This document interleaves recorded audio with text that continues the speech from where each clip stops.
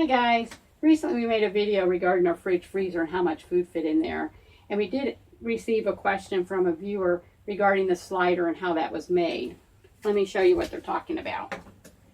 We're easily able to slide our refrigerator out, take out what we need, slide it back in, keeps it out of the way, but yet very convenient for us.